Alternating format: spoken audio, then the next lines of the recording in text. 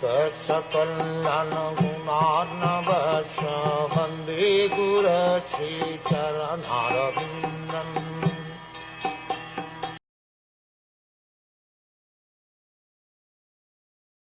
The greatest common understanding for all yogis is complete detachment from matter, which can be achieved by different kinds of yoga.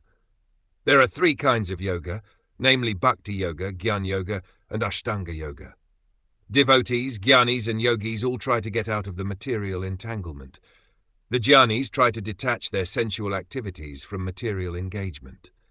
The jnana yogi thinks that matter is false and that Brahm is truth. He tries, therefore, by cultivation of knowledge, to detach the senses from material enjoyment. The Ashtanga yogis also try to control the senses. The devotees, however, try to engage the senses in the service of the Lord.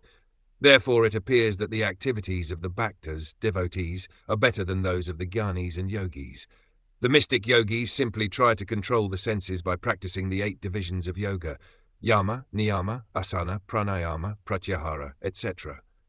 And the jnanis try by mental reasoning to understand that sense enjoyment is false. But the easiest and most direct process is to engage the senses in the service of the Lord.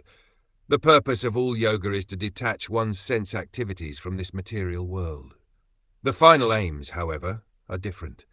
Jnanis want to become one with the Brahma effulgence, yogis want to realize Paramatma, and devotees want to develop Krishna consciousness and transcendental loving service to the Lord. That loving service is the perfect stage of sense control. The senses are actually active symptoms of life, and they cannot be stopped. They can be detached only if there is superior engagement.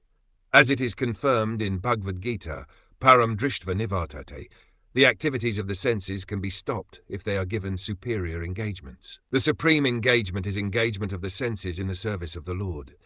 That is the purpose of all yoga.